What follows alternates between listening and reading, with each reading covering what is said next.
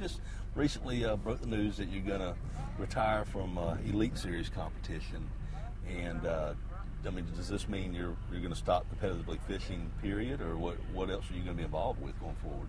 I don't think I'll ever stop totally. I think it's in your blood, and you're always going to want to compete. And I don't think you should retire and not do anything. That's not my idea of a good time. But I'm just a little burnt out on all the traveling from one end of the country to the other. And I'm kind of at that point where I want to fish where I want to fish rather than be told where to fish. So that's the main reason that I backed off. Of course, I've got a few physical issues with the knees and the backs. And I got in a situation where I had an old football injury on a knee that finally wore out, and I had to have an artificial knee put in a few years ago. And it built up some scar tissue about partway through the season this year and started to push the kneecap up. So whether I was overcompensating for that or whatever, then the back started to act up. One thing can affect something else. And so the last half of the season was not much fun physically, and that certainly played a part in the decision. But bottom line is, no, I'm going to continue to fish some events and continue to work with what sponsors need some help promoting product. Of all the places you've stayed all the years on tour, where's the worst, most unusual or uncomfortable place you've ever had to sleep during a tournament? Well, when I started out, I was sleeping in the back of a borrowed van. The marina that I actually had to rig my boat were kind enough to let me borrow their van to go to tournaments. So, I slept in a sleeping bag in the back of the van the first couple of years I was on the road. So that's probably the most uncomfortable it got. I can remember having a half full drink, a Coke or whatever in the van, and woke up one morning it was solid ice. So that's not my idea of a good place to stay. How did you make that decision to say, okay, hey, this is what I'm going to do for my career? Well, it was kind of a gradual process.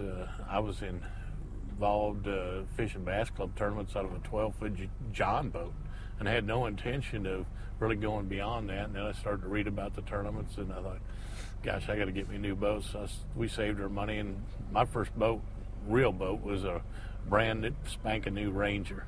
And I started to fish the Federation events and was fortunate to win the State Federation twice. And you get that feeling, well, maybe I ought to go try a national tournament. And so it was something that just kind of evolved. And it wasn't a decision that really got made. I just kind of phased from one way of making my living into another way of making my living. I would have probably just fished that one national event, except I was real fortunate. Had met Forrest and Nina, and they offered, to basically help me out if I was interested in fishing some more events. And I honestly don't know if I'd have fished any more events. I'd probably stayed in the construction business and just fished as a hobby. But that gave me the encouragement to try a couple more. And, I really got involved at the right time. That was 1980. And in 84, they started televised events, and more sponsorship opportunities came about, and the sport really started to pay some better money tournament-wise. So it was perfect timing, and I won my first event in 84. So it was just ideal, but really the whole key to getting started was Ranger boats.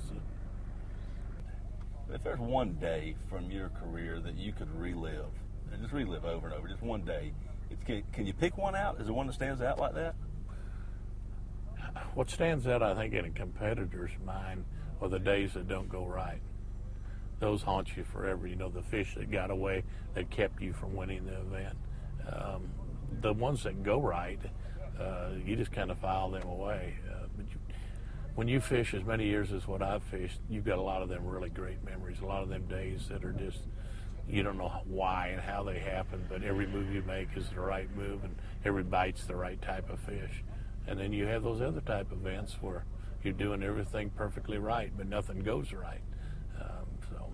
That's just part of the sport we do. I've always felt during my career that you're only as good as your next event or your next day. You have a bad day, you have a bad tournament, you put it behind you. You have a good tournament, put it behind you.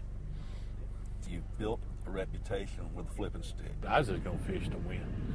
And I analyzed the techniques.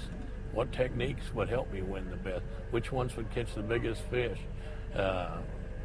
obviously as creel limits went down, 10, 7, 5, the smaller the creel limits got, the more you had to have quality bass. So if you analyzed what a lot of the big fish were being caught on and what techniques, it didn't really get any better than tying a jig on the end of a flipping stick and finding heavy cover.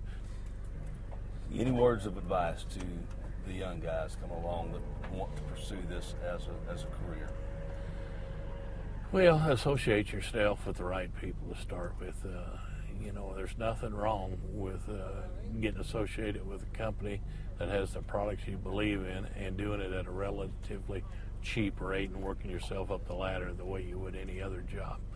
But in my opinion, there's a lot wrong with signing a good deal with a company who's got products you don't believe in and that you're out there lying to the public about. So from a business side of things, just make sure you line up with people and product that you truly believe in. From a fishing side of things, it's nothing other than get up early and stay out there late and work your butt off, because that's what it takes. If you're thinking you're just going to make a good living doing nothing and out there having fun, this is not the game for you.